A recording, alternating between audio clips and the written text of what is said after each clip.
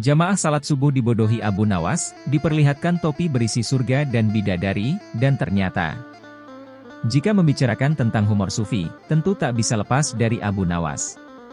Pria yang merupakan penyair sastra Arab tersebut, dikenal dengan segudang kisahnya yang kocak. Selain itu, dalam setiap menyelesaikan masalah, Abu Nawas selalu memberikan rasa adil bagi dia sendiri maupun orang lain. Tak heran, jika kisah Abu Nawas selalu mendunia bahkan tak jarang menjadi dongeng orang tua kepada anaknya.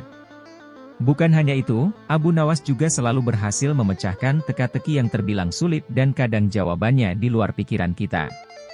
Namun itulah Abu Nawas, pria yang tinggal di Irak yang diberikan kelebihan oleh Allah Subhanahu wa Ta'ala dengan kecerdikan dan kecerdasannya. Salah satu kisah yang cukup menarik dari Abu Nawas ini adalah ketika dia menunjukkan topinya berisi surga dan bidadari. Tentu Anda akan bertanya, kok bisa? Berikut ini kisah Abu Nawas yang menunjukkan topinya berisi surga dan bidadari. Suatu hari, Abu Nawas terlihat berjalan sendirian menuju masjid untuk menunaikan salat subuh. Setibanya di masjid, Abu Nawas melihat para jamaah sudah banyak yang berkumpul. Saat itu, adzan subuh belum berkumandang. Masing-masing dari jamaah itu sibuk dengan ibadahnya. Ada yang berzikir, ada yang salat sunnah, ada juga yang membaca Al-Quran sembari menunggu datangnya waktu subuh. Singkat cerita, setelah selesai menunaikan salat subuh, para jamaah mulai beranjak meninggalkan masjid. Ketika sampai di halaman masjid, Abu Nawas terlihat senyum-senyum sendiri sambil memandangi topinya. Tentu saja tingkah Abu Nawas ini membuat para jamaah penasaran. Lalu salah satu dari mereka bertanya kepada Abu Nawas, "Memangnya apa yang kamu lihat di dalam topimu, sampai-sampai kamu terlihat sangat bahagia?" tanya salah satu jamaah.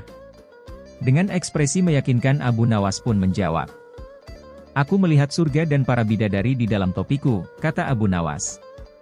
Mendengar jawaban demikian, para jamaah berbondong-bondong menghampiri dan mendekati Abu Nawas. Karena penasaran, salah satu dari mereka berkata, "Sini coba aku lihat," katanya.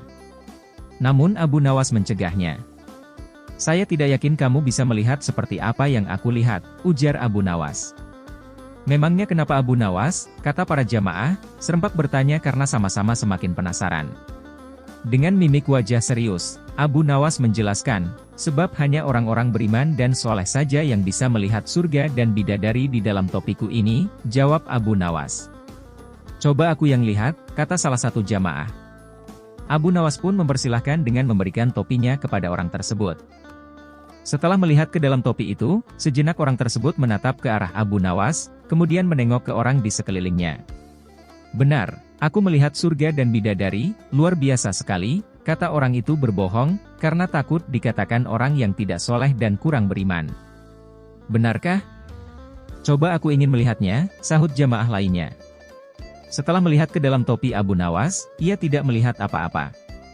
Namun lagi-lagi, karena gengsi bila dikatakan orang tidak soleh dan tidak beriman, ia pun terpaksa berbohong. "Iya benar, aku melihat bidadari yang cantik jelita," kata jamaah itu. Satu persatu dari mereka mencobanya dan jawabannya pun sama karena gengsi takut dibilang bukan orang soleh dan kurang beriman. Hingga tibalah giliran terakhir seorang jamaah yang dikenal pendiam. Ia pun lalu mengambil topi Abu Nawas dan melihat ke dalamnya. Tapi ia tak melihat apa-apa, justru ia mencium bau apek pada topi Abu Nawas. Orang itu langsung melemparkan topi Abu Nawas ke tanah dan berkata dengan sedikit nada jengkel, "Aku tidak melihat apa-apa, yang ada bau apek." "Lalu kau akan menuduhku orang tidak beriman?" hardik orang itu kepada Abu Nawas. Melihat itu Abu Nawas malah tertawa terpingkal-pingkal.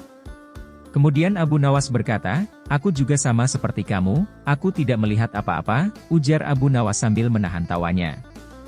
"Hei kalian semua, jangan hanya karena takut dibilang orang tidak beriman lalu kalian membohongi diri sendiri dan orang lain. Selama kalian taat beribadah dan menjauhi larangan Allah, kalian tak perlu takut dan tak perlu malu kepada orang lain disebut sebagai orang yang tidak beriman. Cukup hanya kalian dan Tuhanmu yang tahu. Lagian mana mungkin surga bisa terlihat sementara kalian belum mati," tutur Abu Nawas menasehati. Seketika mereka yang tadinya mengerumuni Abu Nawas langsung membubarkan diri sambil menahan rasa malu.